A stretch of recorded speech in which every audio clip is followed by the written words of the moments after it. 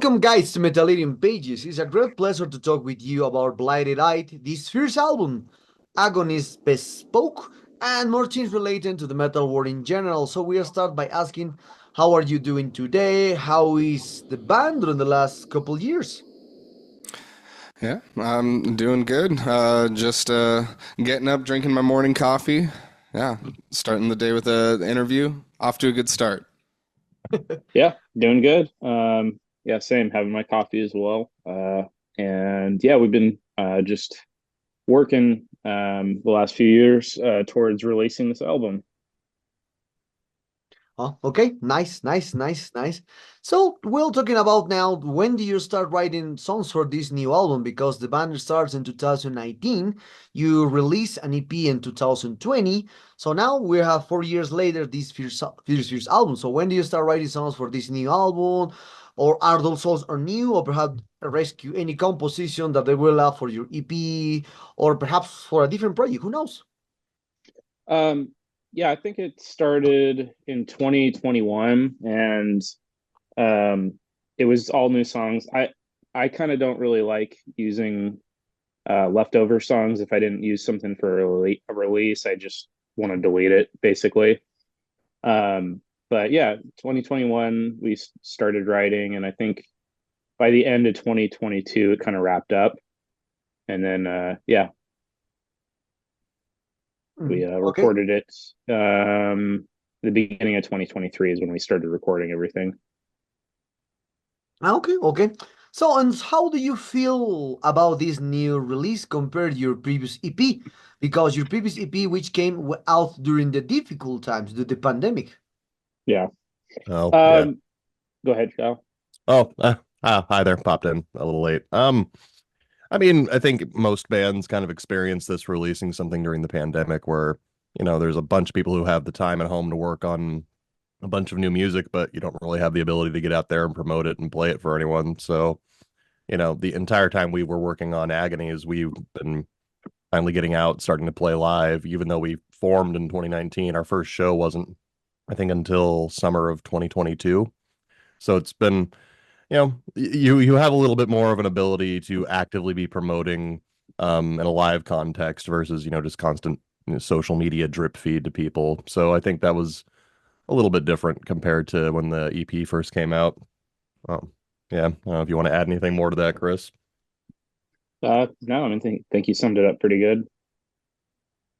Okay. So now talking about one thing that I've been seeing a lot into your label of the band, because you play some people you play technical death metal, although other people say that you play progressive death metal. So for this kind of topic, how do you describe your sound?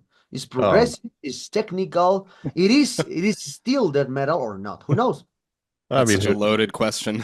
depends on the We day, I we, guess. we struggle with that even now. Yeah, I mean, I think you can definitely hear sort of the intersection of a bunch of different sounds. I think the one that's like come the closest is like melodic blackened death metal with progressive tendencies, if you want to get into the word vomit interpretation. The technical death metal I don't really see. Like the leads are definitely pretty ripping, but I don't know if we don't sound like Spawn of Possession or Necrophagist, so I don't know about that one. But I'd say that technical label we're probably getting as kind of like a carryover from Kyle and I's other band, Aetherius, which is a technical death metal band. you know, It's a lot. It's the riffs are very notey by comparison. This one has like, I don't know, maybe a stronger focus on melody and everything, and yeah, it's not so relentless in the technicality. Yeah, Mhm.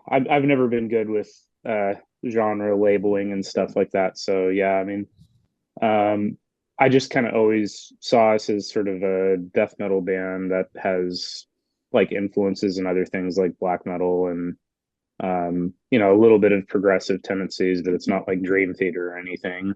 yeah. So yeah, I don't know. Okay. So this new album, I saw that received a lot of great reviews for this. So how do you feel about the reception or your fans for this first album has been so far?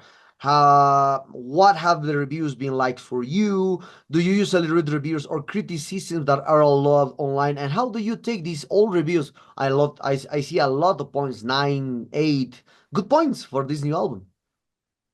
Yeah. I mean, it is definitely vindicating in a way, just all the work that we put into this and the time that we took trying to get it a proper release. So feel very validating, I guess, more than vindicating. But it's nice to see that it's resonated with a lot of fans in the same way that it resonated with us while we were working on it. And it's especially we've had a lot of really in-depth reviews, thankfully, which I mean, it's an hour-long album, so it's nice to see that people are, A, being very thorough in the reviews, but also being willing to take the time on such a, long record to really dig into it and dig into what they enjoy about it, what they think could be improved in some ways. And then you take it with a grain of salt because any of like the criticisms, but at the same time, there's validity in a lot of it, and music's all subjective anyway. But it's nice to see kind of different perspectives and how people are interpreting things differently. And I think overall, it's just been kind of nice to see that this thing's out. We weren't just living in a bubble and up our own asses. It is actually, pretty good. Okay, okay. So as a young band, what inspires you to create new music on a bet in new releases in a digital age where have hundreds of bands releasing albums every weekend, or now each Friday there is a 50, 60, 70 releases. Even we are working as a website, it's impossible for us to catch up and for all these releases every weekend. It's impossible. So there's there's a lot of competition that's common now. So do you feel like you could have to compete with a lot of bands? And also for you what is the special thing that this Agonist Bespoke has compared with a lot of production that release every weekend? Um, Personally, I like in terms of like writing music, I don't think about like other bands' releases and what they're doing. I think uh, you kind of have to turn inwards and sort of just do something that's genuine for you. And then, once it's released, I think that's when you start thinking about, you know, release time, day of the week, that kind of stuff. That's kind of more when you start thinking about competition. But in terms of like the creative aspects, definitely don't think about that at all.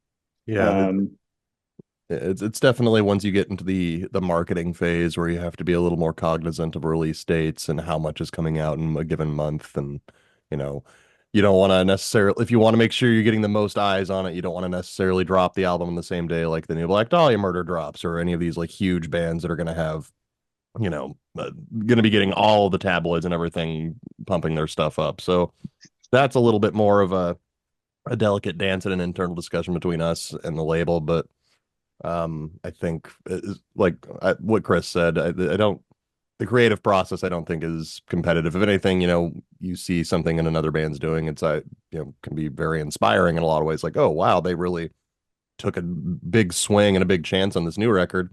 Kind of emboldens you to be a little bit more daring with some of the chances you want to take on music you're working on. Mm. Okay, okay, okay. So on this topic, I think the next question is a common one because when you are creating music, you don't think in a single. But usually when you compose, you are with the label thinks we need to release a single to motivate the people hear the full album. So in this topic, that's normally some singles are first selected by the label, or perhaps you selected the singles. So how do you choose a single in album that has a lot of textures, layers? For me, it's impossible to say, hey, in MTT is much better than palette. That's impossible. So, but for you, you are the creators. Which single encompass all textures, layers, and sounds that this Agonist Bespoke has? I feel like selecting the single is always a really tough job to do once you've created the album. But a lot of it comes down to once the album is finished, everything is mixed and mastered, and you sit down and you listen to it, like which songs really pop to you. We all know the songs so intimately at this point because we've spent all this time recording them that it's kind of different hearing it back and everything's properly leveled. And I feel like for us, Indemnity kind of spoke a little bit. It really popped. It had a little bit of everything that we were doing on the album, and yeah, ultimately it was our call. We set up all that stuff before we even made the deal with Beyond the Top. Yeah. Yeah, I think Ben hit the nail right on the head. It's very I think if you're trying to put the singles before the album was even out, it's without having the full context of it, you might you might have a song that you really love. Like for example, you mentioned Palette. I love that song, but if you look at it in the greater context of the album, it's if that was the first introduction to the album, it's kind of a misrepresentation of the rest of the album. In a way, it's kind of like a special song that sort of represents kind of this big, somewhat climactic moment, or at least like the biggest, most tense moment on the album, that has been built up to from all the songs preceding it. So, you want to make sure that you give like the best representation of what the album has to offer while still giving like little peeks and hints at some of the other surprises you might have. But I think like a song like Pallid or the title track, I love both of those songs. Those are two of my favorite songs off the album, but they aren't necessarily the best representation of everything that's on the record. And also, singles, you want to find something that's going to be a little bit more digestible, and 8 to 11 minute long songs aren't necessarily the best. Like even Opeth has radio edits for some of their songs. So, it's and ours are not as easily editable in my opinion. So you want to find something that'll strike that balance between here's a good overview, sort of glimpse of what we got, and it's also not going to be, 30,000 years long. Yeah, I also think it's helpful sometimes to get outside feedback from other people. Like asking my wife like what she thinks, or our producer Alex. I think that can be really helpful once you have everything written, to kind of get other people's who are close to you, that you trust their opinion and know the material really well. Okay. Interesting point, So other thing that I try to encompasses is the name of the band, Blighted Eye, with the album names, because Agon is bespoke, and also the cover art. So how do you relate the cover art, the name of the band, and the name of the album? Because there is not a common death metal cover, that a death metal cover. Usually you need to see in the death metal cover like viscerals, gods, demons, this kind of stuff. But in UK's is like something retrospective with a classic art from the Renaissance. Yeah, I mean, we're just a bunch of pretentious artsy-fartsy dickheads. So, I mean, that's probably more or less what it is. I mean, I think for certain bands that makes sense. The type of music that you have if you're in, I don't know, like a Disgorge or some like super brutal band, the more brutal, visceral artwork makes sense. Lyrically we draw, and musically too, we draw from a lot more of kind of the melancholic and doomy side of things, Catatonia, Opeth, a little bit of Swallow the Sun, some Dark Tranquillity. There's a bit of black metal, which a lot of black metal records have kind of those classic, like, Renaissance style paintings. But I think it's with the album title, the lyrics, the music itself, we want it to all just be kind of this single unified, concept. And a lot of our music is more introspective. It's a lot more grounded in sort of exploring sort of the mysteries of the mind and the human experience in a way that's very real and often, brutal, but more emotionally brutal rather than, monsters ripping people apart, which is fun too. But Chris is the one who had came up with the band name and the album title for this actually, so he might have a little more insight into that. Yeah, and as far as like the cover too, since it's a more or less a concept album, it's directly related to that. But as far as the band name, it's kind of like, I don't know, trying to think of something that sounds cool, but also like fitting with like what you're trying to convey. So I guess like he was saying, like a lot of our lyrical topics and themes and stuff have to do with psychology, introspection, that kind of stuff. So kind of in the way I saw it was like the eye in the name is kind of more referring to the mind's eye. So, you know, trying to come up with something cool and sort of like, referring to that psychology, the introspection. Um, you know, did the best we could, I guess, I never knew with that. that. That's sick. Yeah. Yeah. Okay, Um, okay. yeah. Okay, so talking about now the promotion of this new Agonist Bespoke. So what kind of promotion do you have for this new one? Perhaps you will do some gigs, tours, your first full tour, who knows, in US, or perhaps you are receiving proposals to play in Europe, Latin America, who knows? What kind of plans do you have for this new album? Perhaps you will release more videos, who knows? Well, I mean, for the rest of this year, we have on October 4th in our hometown in Seattle, we're doing a CD release show where we are playing the album beginning to end, which is going to be very fun, but it's been a hell of an undertaking getting ready for that because playing an hour-long set in general is something I don't think any of us have ever done. So it's going to be exciting, very fun. We're doing that at Substation in Seattle with Void Dancer and Devils of Luden, so it should be pretty fun show. After that, we have one more unannounced one towards the end of the year. And then I think the plan is just to kind of start laying the groundwork for doing some sort of a tour or tours next year, starting hopefully around spring and then into summer.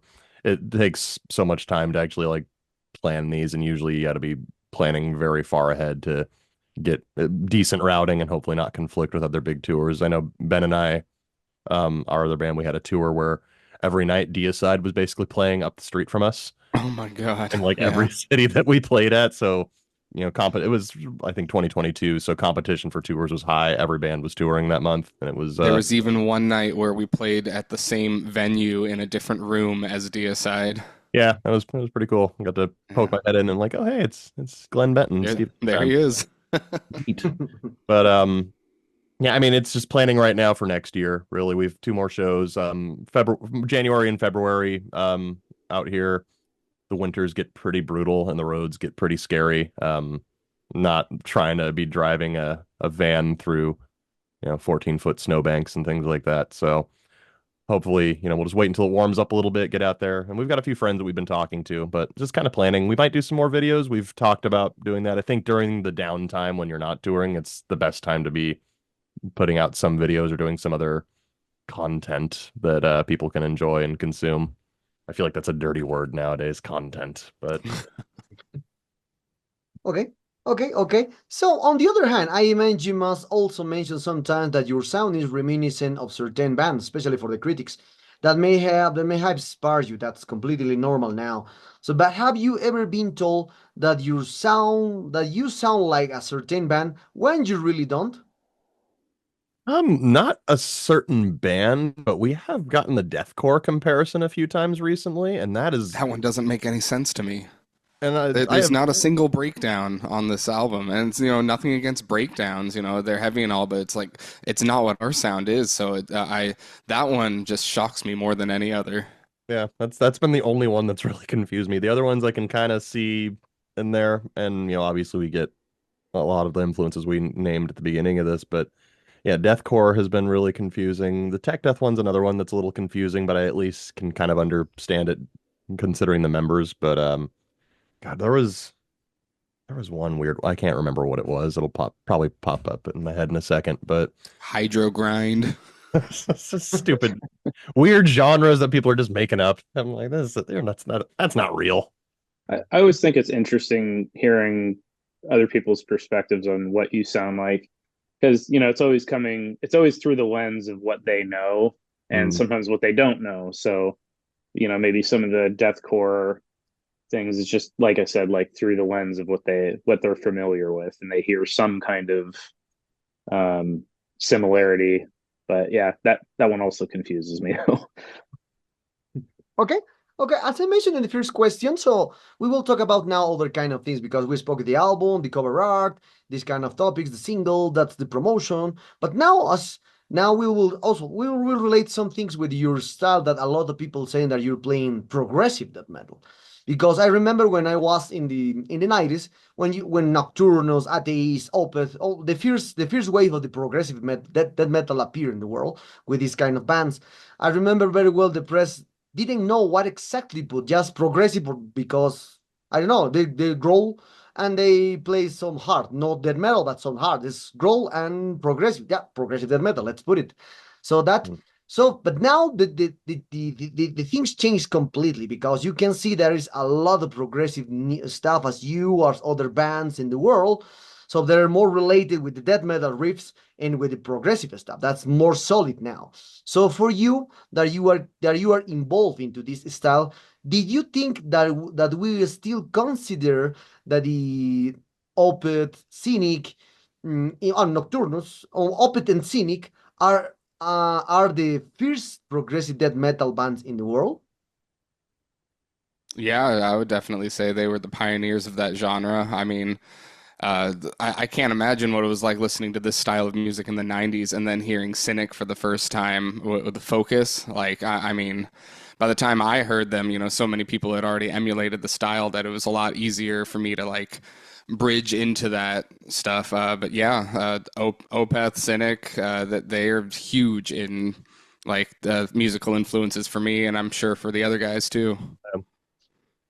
Yeah, I mean, progressive death metal in general has just evolved so much, and you have so many bands that now kind of fall under the progressive umbrella. But I feel like those ones kind of helped pave the way, not necessarily stylistically, because I still feel like, Cynic, there are few bands that you might hear like a double picked riff that kind of sounds like a Cynic riff, but no band sounds like Cynic. No band sounds like Opeth, really. Um, but it's kind of, I think, I've always viewed progressive metal in general, progressive music in general, is sort of like you have kind of like a core genre you're working from, but then you're able to kind of reach out and take like little bits and pieces of other ones and incorporate that seamlessly into your music. It's less of a, I think other interpretations are that it's more of like a compositional thing, like, the Dream Theater, it's super mathy and complicated, but I feel like it's just more of like kind of this genre fluidity that you see with that. And Opeth and Cynic and I mean, even Dream Theater as well. They back in the 90s, they paved the way for a lot of bands to be able to do that so seamlessly. Now you have, Between the Buried and Me and the other few others out there that are able to do similar types of multi-genre encompassing albums and music. So yeah. Okay, okay. Well, we are very close to this interview, guys, and one of the last questions for this interview. As you can see now, there's a lot of people saying technical, progressive, experimental, black metal, death metal. I don't know, a lot of styles for you. The labels is very for a lot of reviewers is very important to say technical, brutal, death, grindcore. I don't know, and Mm-hmm. the list going on.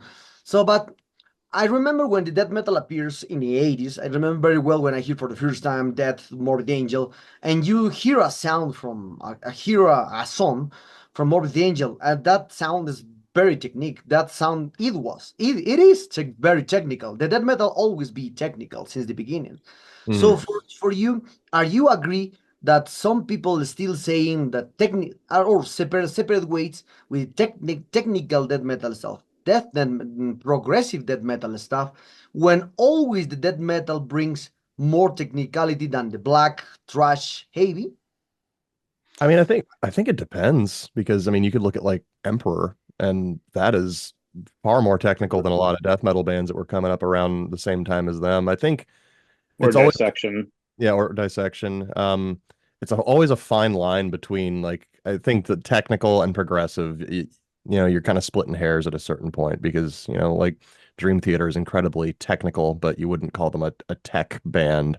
Um, it's I, I I think when the genre name becomes appropriate, it's when the technicality is like the sole purpose and focus of the writing.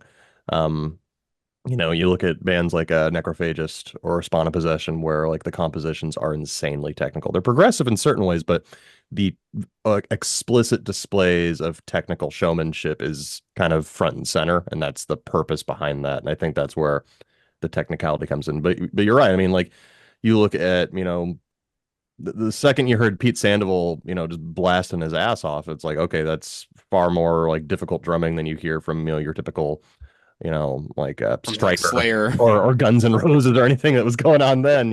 So Um, it there's always like an inherent sense of technicality because I think extreme metal, black metal, death metal, whatever, like it's in the name, you're always pushing all aspects of that music to its most extreme point. But the difference, especially in modern like tech death and progressive death metal or progressive black metal or whatever, it becomes kind of negligible, but it really just depends kind of on the intention.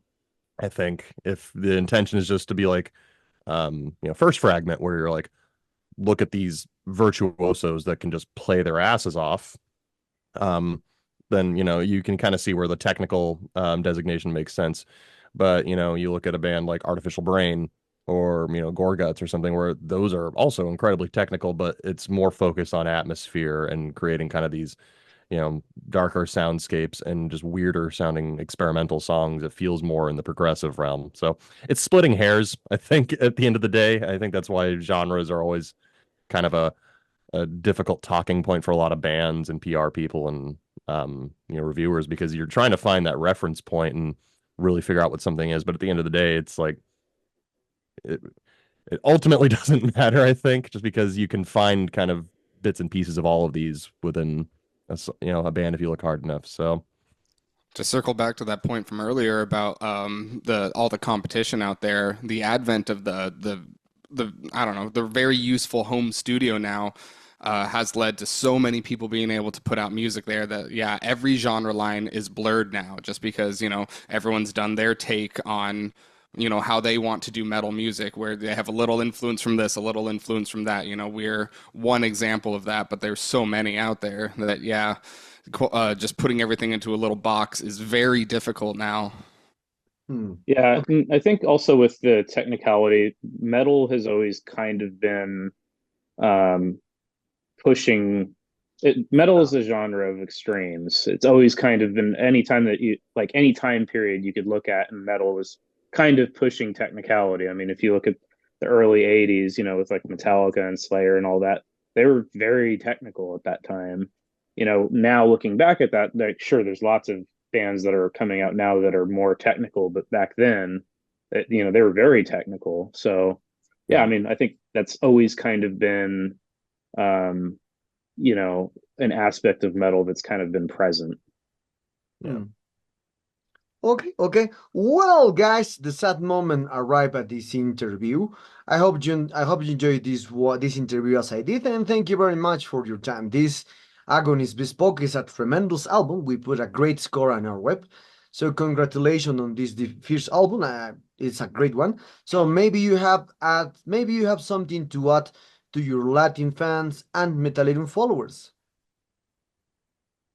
Who wants to go first? Go ahead. Um, I mean, thank you so much for listening to our record. Thank you, especially for the great review. I'm glad that everyone is enjoying it. I'm happy to see that, despite the massive glut of music that's out there online, that we're still able to get music out there to reach people, not just in our neck of the woods, but all around the world. So, thank you, everyone out there, um, for listening to our music. And I'm happy that you found something that resonates with you. And I'm glad that it's still proof positive that death metal knows no language or nationality. It is just kind of a universal language amongst us music fans. So